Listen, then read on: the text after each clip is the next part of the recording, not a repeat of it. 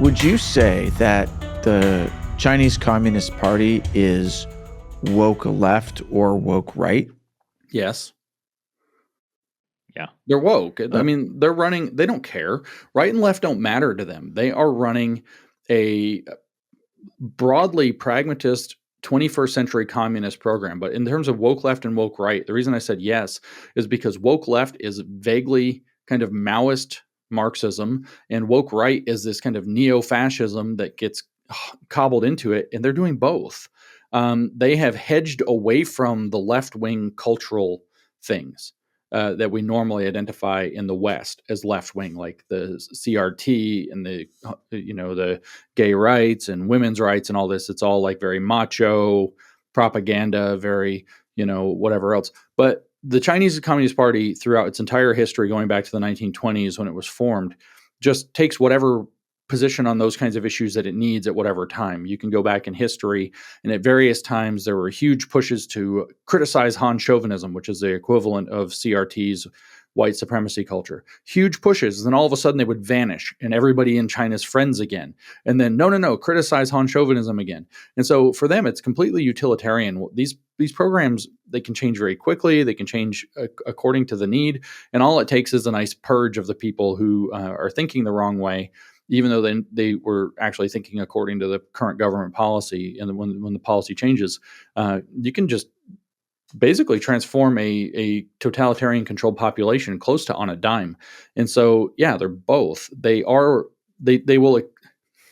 The phrasing in the Marxist literature and the Maoist literature is to avoid both left and right deviations, right? And so they have their Marxist, therefore leftist mentality, but they don't try to go too far into the radical left external stuff, and they don't try to go too far into the radical right external stuff, but it stays this course.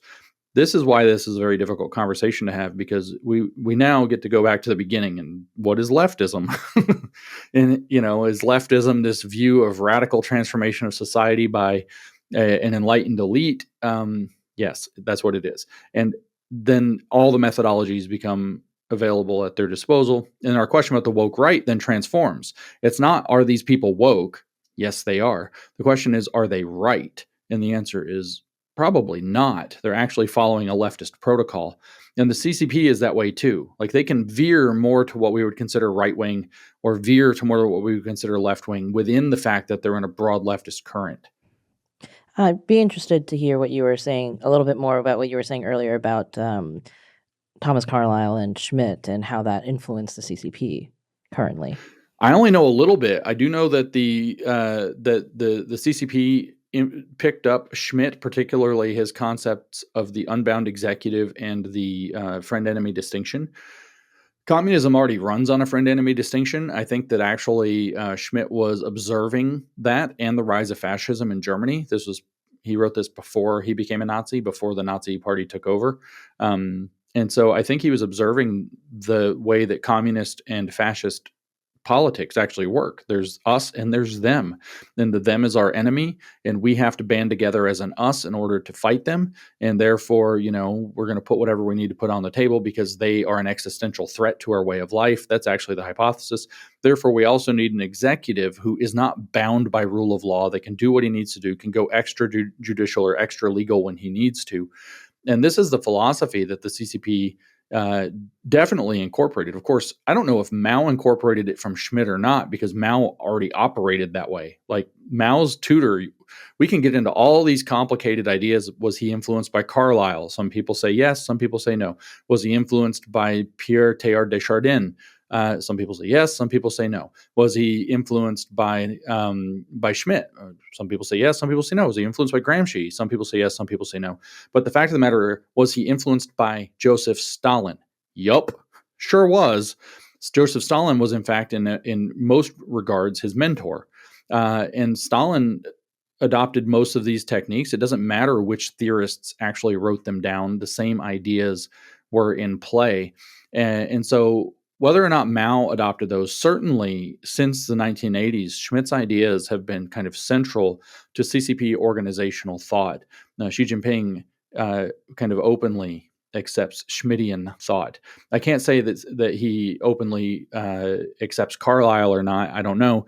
But I was just reading an article yesterday that said that the best way to characterize, usually Thomas Carlyle, he's Scottish, is characterized as being the proto-fascist, or even kind of the first fascist or the father of fascism.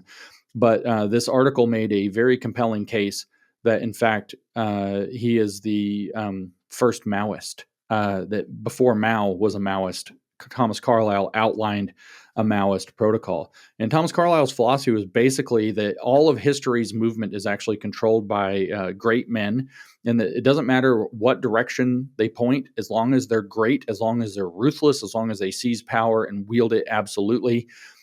So, Mao is a good guy in that kind of visual. So is Hitler. So is Napoleon. Not necessarily people who would agree. I guess Cromwell would have been probably a good guy because he seized power in Britain and the whole thing. So this Thomas Carlyle view is actually that great men doing great deeds that are of historical consequence is actually what advances the wheel of history.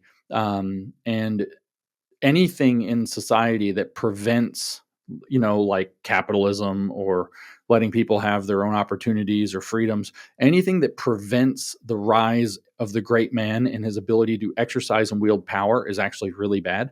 And if you actually look at the way how capricious Mao was in what he did, how utilitarian he was in what he did, you can see those fingerprints. But like I said, I just read this one compelling article on it. I don't know whether or not he had read Carlyle himself. It's very difficult, actually. I've done a little bit of work on that. It's very difficult to determine what it is that Mao's influences were outside of Stalin. It's very clear that he had this, tense relationship with Stalin, and basically was China's Stalin until Stalin died, and then he had to become this kind of different monster.